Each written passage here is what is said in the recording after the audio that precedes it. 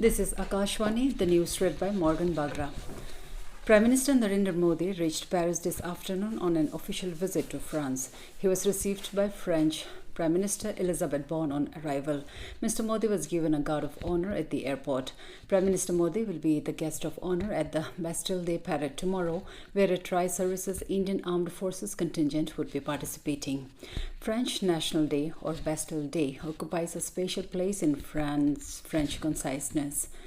This day commemorates the storming of the Bastille prison in 1789 during the French Revolution. It is uncommon for foreign leaders to be invited as guests of honor for Bastille Day celebrations. Foreign marching contingents and foreign aircraft participating in it is also rare. This evening, Mr. Modi will meet French Prime Minister Elisabeth Borne and President of the French Senate Gerard Larcher. He will interact with the Indian community, which will be followed by a private dinner hosted by President Macron at Élysée Palace in honor of the Prime Minister. The Prime Minister will hold delegation-level talks with President Macron tomorrow. During the visit, he will also interact with CEOs of Indian and French companies and prominent French personalities. The French president will host the state banquet at the iconic Louvre Museum on Bastille Day. On the second leg of his visit, the Prime Minister will visit Abu Dhabi on Saturday. He will hold talks with the UAE President and ruler of Abu Dhabi, Sheikh Mohammed bin Zayed Al Nahyan. The India-UAE Comprehensive Strategic Partnership has been steadily strengthening, and the Prime Minister's visit will be an opportunity to identify ways to take this forward in various domains such as energy, education, healthcare, food security, fintech, defense, and culture. It will also be an opportunity to discuss cooperation on global issues, particularly in the context of UAE's presidency of COP28 of the UNFCCC and India's G20 presidency, in which UAE is a special invitee.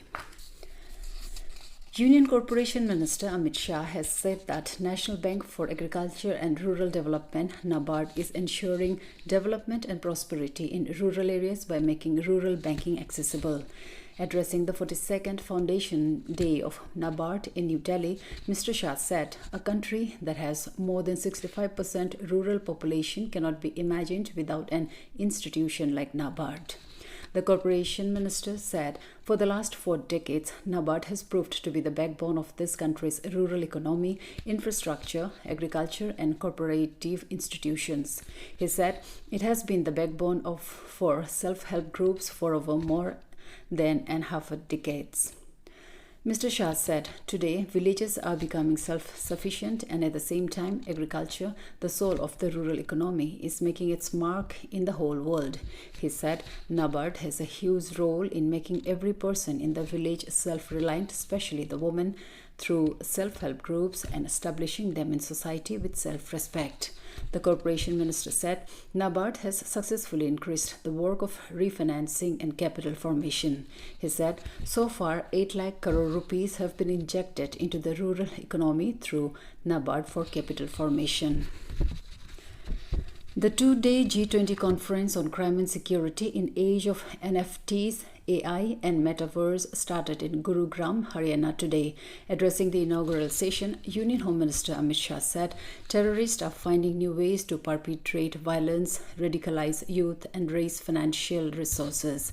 He said new methods and emerging technologies are being used by terrorists for financing transactions, which are posing great threats for the security apparatus and digital public infrastructure. The minister said some anti-social elements and global forces are using technology to cause economic and social harm to citizens and governments. He said transformation of security challenges from dynamite to metaverse and hawala to cryptocurrency is a matter of concern. He said incidents ranging from ransomware attacks, sale of critical personal data, online harassment and child abuse to fake news and misinformation campaigns with toolkits are being carried out by cyber criminals.